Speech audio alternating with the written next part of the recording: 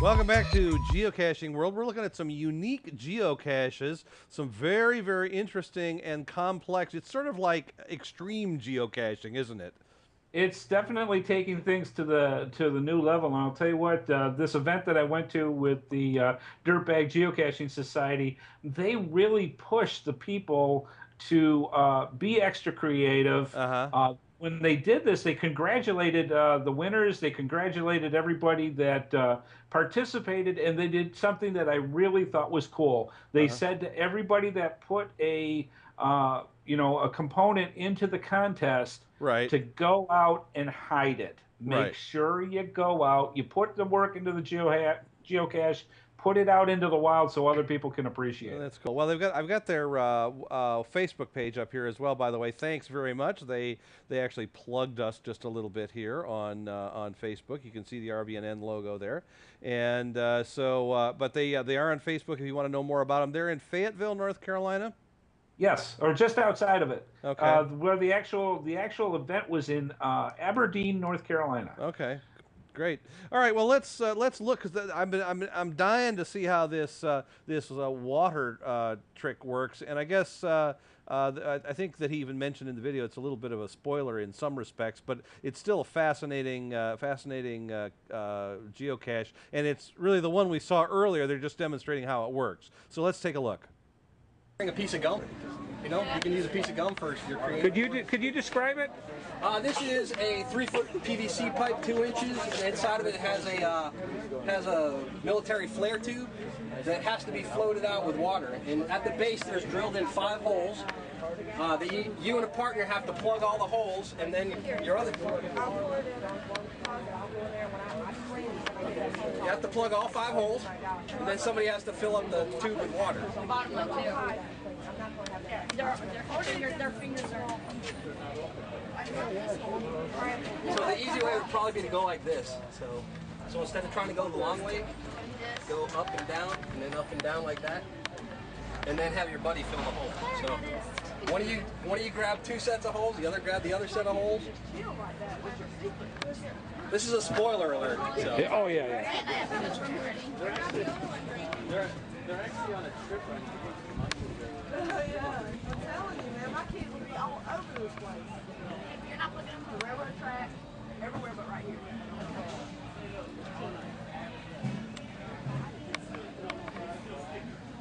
Okay, now give it a little time and the tube should float up. In fact, here it comes right now.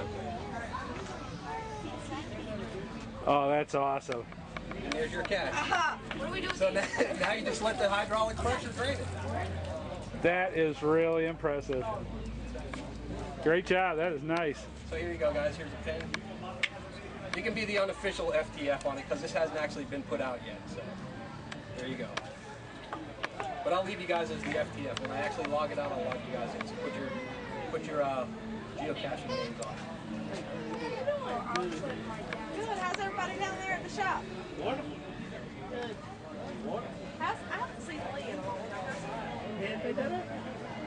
You are going to camo it up, right? What's that?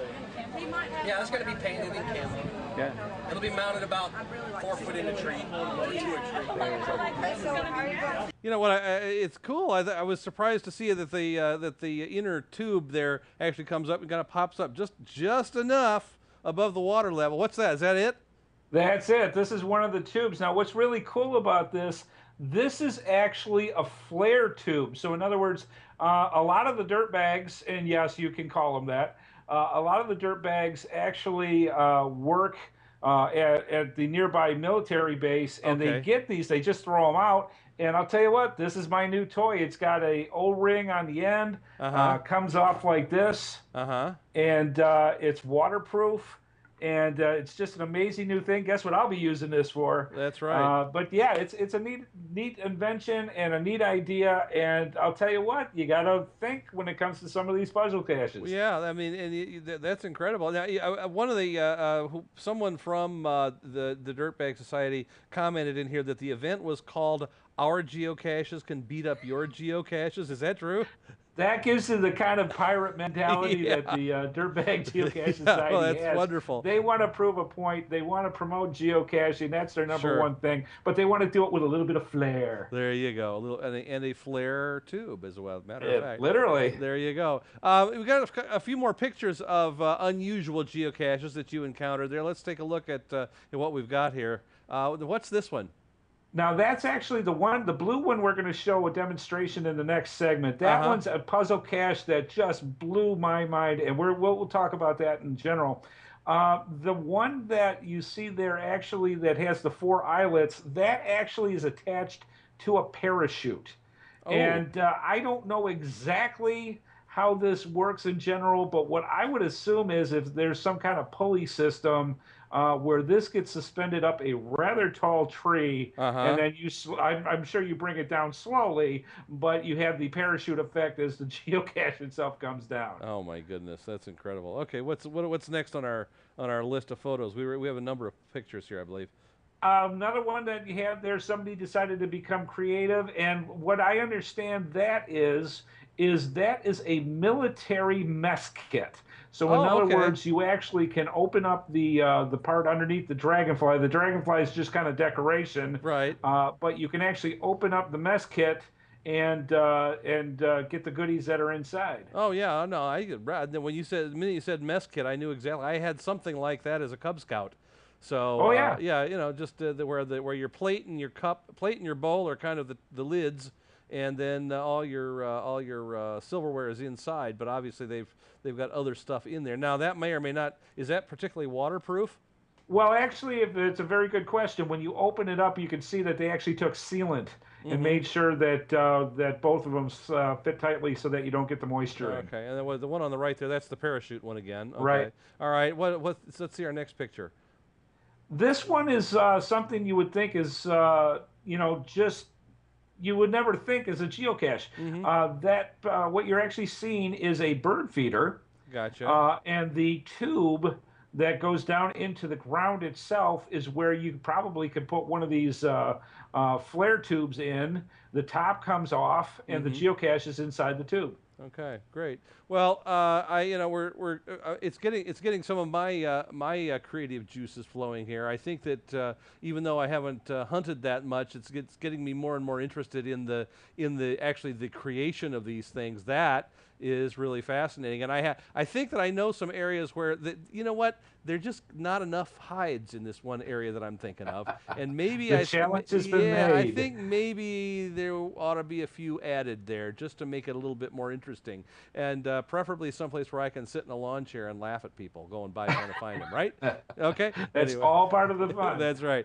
That's right. Okay. Well, we're going to talk more. We've got some more. Another really great. We're going to demonstrate that one geocache that you were talking about just earlier, and then we've got one that is really sort of it's a space age, literally space age geocache. Coming up next on Geocaching World.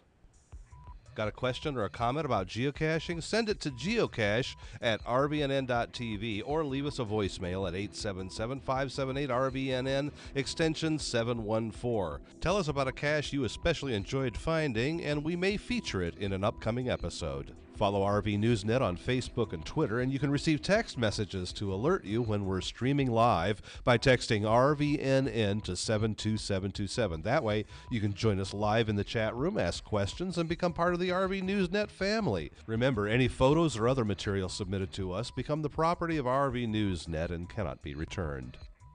Today's show is brought to you by Angie's List, where you'll find thousands of unbiased reports and reviews about service companies in your area. Whether you're looking for a roofer, plumber, house cleaner, dentist, or even a doctor, Angie's List members share their experiences with each other so that you can choose the service company that's right for your job. Companies can't pay to be on Angie's List, and the reviews come from people just like you who have had experience with the companies mentioned. To find out more, go to rvnn.tv and click on the Angie's List ad.